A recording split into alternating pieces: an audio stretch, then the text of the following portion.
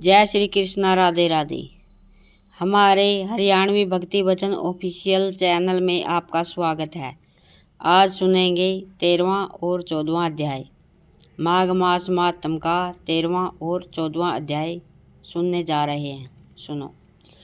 विकुंडल कहने लगा कि तुम्हारे वचनों से मेरा चित्त अति प्रसन्न हुआ है, क्योंकि सज्जनों के वचन सदैव गंगाजल के समान पापों का नाश करने वाले होते हैं। उपकार करना तथा प्रिय बोलना सज्जनों का स्वभाव ही होता है। जैसे अमृत मंडल चंद्रमा को भी ठंडा कर देता है। अब कृपा करके यह भी बतलाइए कि किस प्रकार मेरे भाई का भी नरक से उद्धार हो सकता है।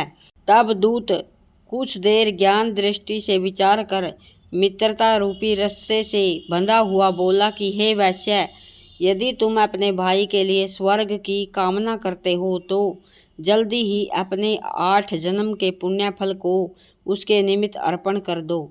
तब विकुंडल ने कहा कि हे दूत, वह पुण्य क्या है और मैंने कौन से जन्म में और कैसे किया है, सो सब बतलाओ, फिर मैं अपना पुण्य अपने भाई को दे दूंगा। दूत कहने लगा कि हे वैश्य, सुनो, मैं तुम्हारे पुण्य की सब कथा कहता हूँ। पूर्व समय में मधुवन में साल्की नाम का एक ऋषि था।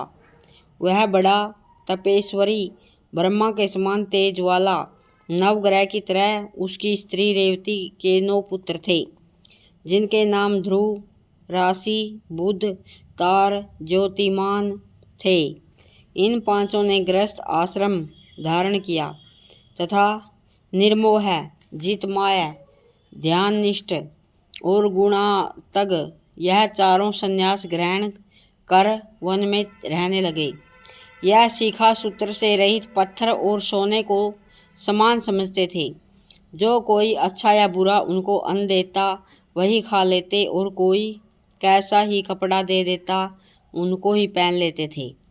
सदैव ब्रह्मा के ही ध्यान में लगे रहते। इन 4 ने व्रत, शीत, निद्रा और आहार सबको जीत लिया। बस चर अचर को विष्णु रूप समझते हुए मौन धारण करके संसार में विचरते थे। ये 4 महात्मा तुम्हारे घर आए। जब तुमने मध्याह्न के समय भूखे प्यासे इनको आंगन में देखा तो तुमने गदगद कंठ से आंखों में आंसू भरकर इनको नमस्कार करके इनका बड़ा आदर सत्कार किया। इनके चरणों को धोकर बड़े प्रेम से तुम इनसे कहने लगे कि आज मेरे अहोभाग्य है, आज मेरा जन्म सफल हुआ, मुझ पर भगवान प्रसन्न हुए, मैं सनाथ हुआ, मेरे माता पिता, पत्नी, पुत्र, गऊ आदि सभी धन्य हैं। जो आज मैंने हरि के सदृश आपके दर्शन किए, सो हे वैश्य, इस प्रकार तुमने श्रद्धा से उनका पूजन किया और चरण धोकर जल को मस्तक से लगाया। फिर विधि सहित इनका पूजन करके तुमने इन सन्यासियों को भोजन कराया। इन सन्यासियों ने भोजन करके रात को तुम्हारे घर में विश्राम किया और ब्रह्मा के ध्यान में लीन हो गई। इन सन्यासियों के सत्कार से जो पुण्य तुमको मिला सो मैं भी कहने में असमर्थ हूँ, क्योंकि सब भूतों में प्राणी श्रेष्ठ है। प्राणियों में बुद्धि वाले, बुद्धि वालों में मनुष्य, मनुष्यों में ब्राह्मण, विद्वानों में पुण्यात्मा और पुण्यात्माओं में ब्रह्मज्ञानी सर्वश्रेष्ठ है। ऐसों की संगति से बड़े बड़े पाप नष्ट हो जाते हैं। यह पुण्य तुमने अपने पहले 8वें जन्म में किया था। सो यदि तुम अपने भाई को नरक से मुक्त कराना चाहते हो तो यह पुण्य दे दो। सो दूत के ऐसे वचन सुनकर उसने प्रसन्नचित्त से अपना पुण्य अपने भाई कुंडल को दे दिया और वह नरक से मुक्त हो गया और दोनों भाई देवताओं से पूजित किए गए। तब दूत अपने स्थान को चला गया। इस प्रकार वैश्य के पुत्र विकुंडल ने अपना पुण्य देकर अपने भाई को नरक की यातना से छुड़वाया।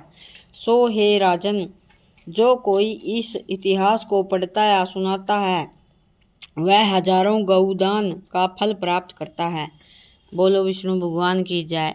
अब 14वां अध्याय सुनो। 14वां अध्याय शुरू। कार्तवीर्य जी बोले कि हे विप्र श्रेष्ठ, किस प्रकार एक वैश्य माघ स्नान के पुण्य से पापों से मुक्त होकर दूसरों के साथ स्वर्ग को गया, सो मुझसे कहिए। तब दत्तात्रेय जी कहने लगे कि जल स्वभाव से ही उज्जवल, निर्मल, शुद्ध, मलनाशक और पापों को धोने वाला है। जल सब प्राणियों का पोषण करने वाला है, ऐसा वेदों ने कहा है।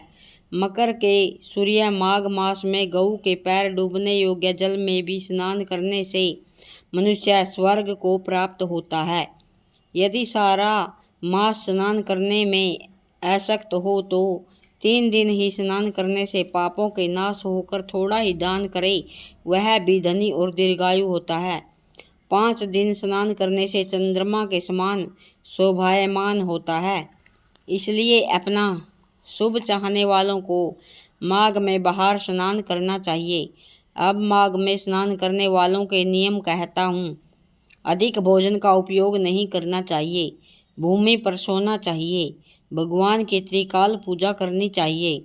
ईंधन, वस्त्र, कंबल, जूता, कुमकुम, घी, तेल, कपास, रुई, वस्त्र तथा अन्न का दान करना चाहिए। दूसरे की अग्नि में न तपें, ब्राह्मण दान न ले और माघ के अंत में ब्राह्मणों को भोजन करावे और उनको दक्षिणा दे तथा एकादशी के नियम से माघ स्नान का उद्यापन करे।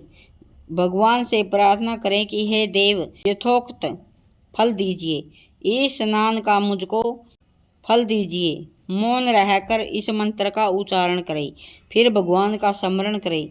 जो मनुष्य श्री गंगा जी में माघ मास में स्नान करते हैं, वे 4000 युग तक स्वर्ग से नहीं गिरते। जो कोई माघ मास में गंगा और यमुना का स्नान करता है, वह प्रतिदिन 1000 स्वर्ण मुद्रा दान का फल प्राप्त करता है तथा 1000 कपिला गऊ के दान का फल पाता है। 14वां अध्याय संपूर्णम। बोलिए विष्णु भगवान की जय।